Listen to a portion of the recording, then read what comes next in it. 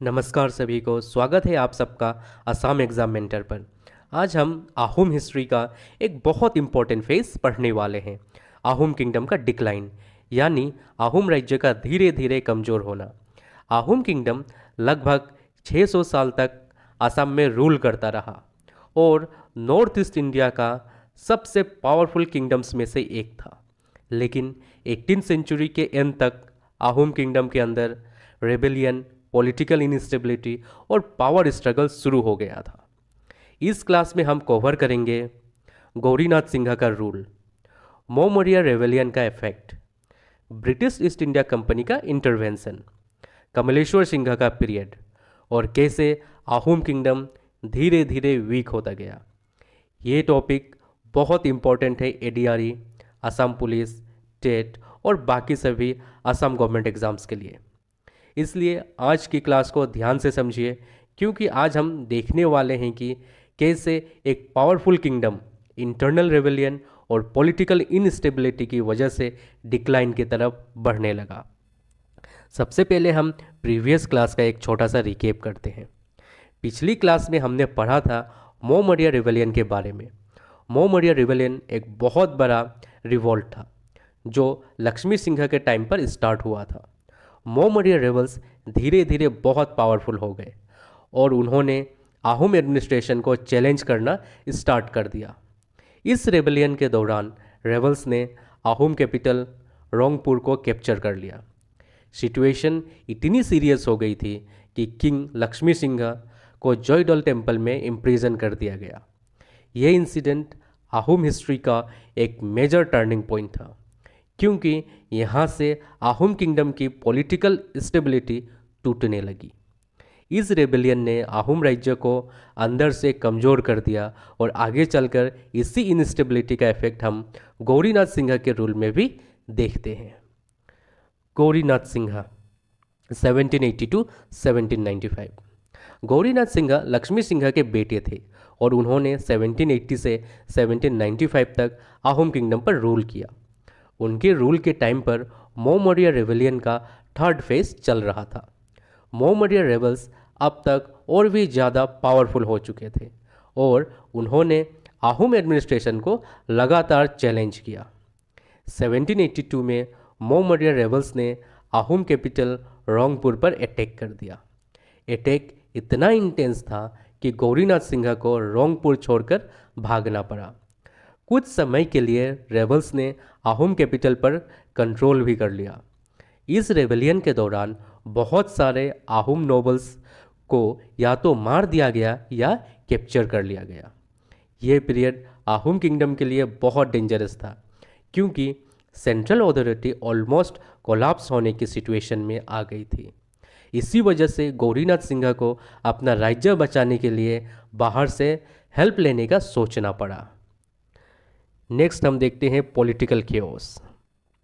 इस समय आहूम किंगडम में पूरी तरह पॉलिटिकल केओस फैल चुका था। मोमोरिया रेबल्स धीरे धीरे और पावरफुल होते जा रहे थे। आहूम एडमिनिस्ट्रेशन वीक हो रहा था और सेंट्रल अथॉरिटी कंट्रोल खो रही थी। कई इंपॉर्टेंट आहूम नोबल्स को रेबल्स ने किल या कैप्चर कर लिया। साथ ही आहूम नोबल्स के बीच भी पावर स्ट्रगल और फैक्शनल पॉलिटिक्स चल रहा था। इस इंटरनल कॉन्फ्लिक्ट ने आहूम किंगडम को और भी वीक कर दिया। कैपिटल रोंगपुर भी सेफ नहीं था और किंग को बार बार अपनी पोजीशन बचाने के लिए स्ट्रगल करना पड़ रहा था। ये सिचुएशन एक एग्जाम्पल है कि जब किसी किंगडम में इंटरनल रेबेलियन और पॉलिटिकल इनस्टेबिलिटी बढ़ जाती है तो वो किंगडम बाहर के पावर्स के लिए भी वल्नरेबल हो जाता है। इसी सिचुएशन में आहूम किंग ने एक बड़ा डिसीजन लिया, ब्रिटिश ईस्ट इंडिया कंपनी से हेल्प मांगने का। ब्रिटिश हेल्प 1792 में आहूम किंग ने एक हिस्टोरिक स्टेप लिया। उन्होंने ब्रिटिश ईस्ट इंडिया कंपनी से हेल्प मांगी। उस समय British east India company India में अपना पॉलिटिकल इन्फ्लुएंस एक्सपांड कर रही थी। ब्रिटिश ने आहूम किंग की हेल्प करने के लिए एक मिलिट्री एक्सपीडिशन भेजा। इस एक्सपीडिशन को लीड किया कैप्टन थॉमस वेल्स ने। कैप्टन वेल्स और ब्रिटिश फोर्सेस ने मोमोरिया रेबल्स को कंट्रोल करने में आहोम किंग की हेल्प की। इस हेल्प की वजह से आहोम किंग को थोड़ा कंट्रोल वापस मिल गया। लेकिन 1792 का captain Wills expedition Assam history का एक इम्पॉर्टेंट टर्निंग पॉइंट था, क्योंकि इसी इवेंट के through British east India company ने पहली बार असम का इंटरनल पॉलिटिक्स में इंटरवेंशन किया और आगे चलकर इसी इन्फ्लुएंस ने असम की हिस्ट्री को कंप्लीटली चेंज कर दिया। नेक्स्ट अब हम देखते हैं कमलेश्वर सिंघा। कमलेश्वर सिंघा का आहोम नाम सुक्लिंगफा था। उन्होंने 1795 से 1810 तक आहोम किंगडम पर रूल किया, लेकिन उनके टाइम पर भी आहोम किंगडम कंप्लीटली स्टेबल नहीं हो पाया। पॉलिटिकल इनस्टेबिलिटी कंटिन्यू करती रही और सेंट्रल एडमिनिस्ट्रेशन वीक बना रहा। कमलेश्वर सिंघा को आहोम एडमिनिस्ट्रेशन को स्टेबल करने में काफ़ी चैलेंजेस फेस करनी पड़ी। आहोम किंगडम अब पहले जैसा पावरफुल नहीं रहा था। मोमोरिया रेवेलियन और इंटरनल कॉन्फ्लिक्ट्स ने आहोम राज्य की फाउंडेशन को काफ़ी वीक कर दिया था। इसी पीरियड में हम क्लियरली देखते हैं कि आहोम किंगडम धीरे धीरे डिक्लाइन की तरफ बढ़ रहा था। नेक्स्ट अब हम देखते हैं मोटोक किंगडम। इस पॉलिटिकल इनस्टेबिलिटी के दौरान एक नया किंगडम भी इमर्ज हुआ, मोटोक किंगडम। मोटोक किंगडम को इस्टेब्लिश किया सर्बानंद सिंह ने। सर्बानंद सिंह को मोटोक किंगडम का फाउंडर माना जाता है। इस किंगडम की कैपिटल थी बेंगमोरा। मोटोक किंगडम का रीजन था ब्रह्मपुत्र और डिब्रू रिवर्स के बीच का एरिया। सर्बानंद सिंह ने मोमोरिया रेबल्स की हेल्प से अपनी इंडिपेंडेंट पावर इस्टेब्लिश की। मोटोक किंगडम का इमर्जेंस एक्चुअली एक प्रूफ था कि आहोम किंगडम अब वीक हो चुका था।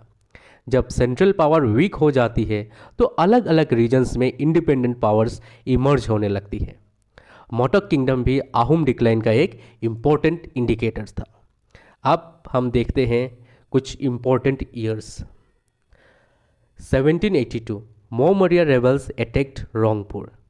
1792 captain Welsh expedition. 1795 to 1810 Kamaleswar Singh rule. ये 3 डेट्स आहोम हिस्ट्री के लिए बहुत इम्पोर्टेंट है और एग्ज़ाम्स में फ्रीक्वेंटली पूछे जाती हैं। अगले क्लास में हम पढ़ने वाले हैं बर्मिश इन्वेशन और आहोम किंगडम का फाइनल कोलैप्स। ये असम हिस्ट्री का एक बहुत ड्रामेटिक और एग्ज़ाम इम्पोर्टेंट फेस है, जहां आहोम रूल ऑलमोस्ट ख़त्म हो जाता है। अगर आपको ये क्लास हेल्पफुल लगी हो तो चैनल को सब्सक्राइब जरूर करें और असम गवर्नमेंट एग्ज़ाम प्रिपरेशन के लिए हमारे साथ जुड़े रहिए। Thank you so much. जय हिंद एंड जय आयोखम।